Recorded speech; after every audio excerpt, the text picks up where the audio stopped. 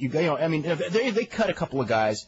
I want to ask your opinion of this too. I mean, because and you saw these guys a lot more than I did. I saw them when they started. I saw a few tapes from Memphis, but not a lot.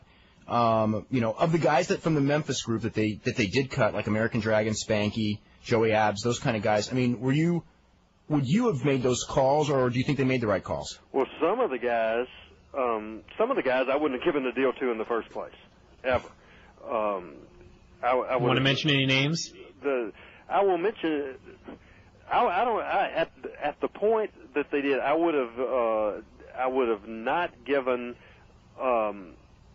Spanky, Dragon, or Lance Cade a deal just because of the fact, and I know the business has changed. They went right from the Shawn Michaels, and I like every single one of those guys, but they went right from the school to a WWF deal immediately, and maybe that's just I've seen everybody.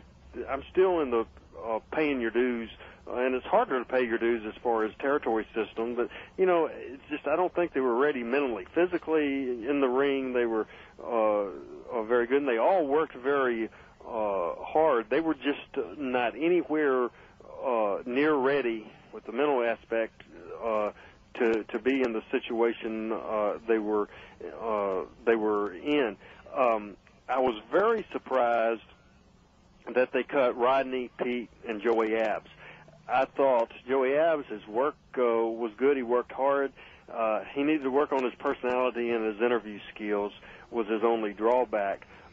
Pete and Rodney, from where they were when they debuted as the Mean Street Posse, I mean, they'd really come along. I thought Rodney had great personality, great interview skills, and I thought both of those guys, I would not have cut those two guys, and probably wouldn't have cut Joey Abs either. The other thing that I think is that when the rumor was that Vince was going to buy WCW, all the developmental guys were thrilled to death. Oh, that's great, that's great, that's great. In my mind, I'm thinking, that's not so great for you. Man, they don't know the business. Yeah, that's the thing. And I used to say all the time, I tell all of this, and when you get older, and right now I'm approaching 40, I don't want to get to the point where I'm like a lot of the people that I used to knock. They knock the young people and bitter toward the world. I try not to get in that area too. But they just, like I was talking earlier, they just hadn't been there, and they don't have the history. They didn't want to talk about history. Spanky told me one time, I'll give you two stories. Spanky told me one time, he said, I hate anything from the 80s. Then he was talking about Lawler. He said these training tapes that you've given us that Cornette had sent me, he said, a lot of Cornette tapes. Oh, he said, Cornette would love him. He said a lot of Lawler matches on here, and he said, he said, I hate them. He said, but I'm sitting there, and he said the buildings are sold out, and he said, Lawler is horrible in the ring, but he said... He's never horrible. He said, well, maybe. I would say he was never horrible. He said but he said the people cheering, are going crazy just when he shakes his head.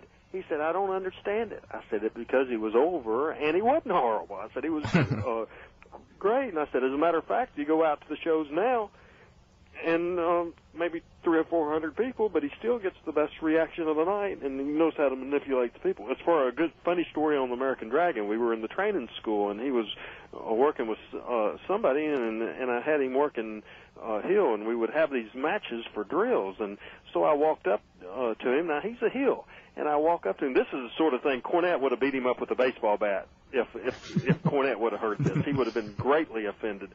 But I said, you got your match worked out? And he said, yes, sir. I said, you're the heel, right? He said, yeah. I said, you have some good cheating spots figured in?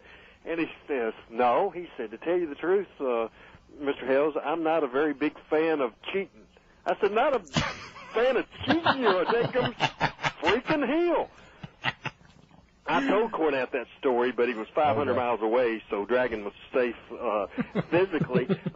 But that's the sort of thing. Have you ever heard in your life from I about fainted. He'll telling me he wasn't, and I'm thinking, how will I ever draw a dime with these guys? But you know, I don't want to sound. I promised myself going in with the Memphis situation and with not to come across bitter, and I guess I am. But what the hell? No, I don't.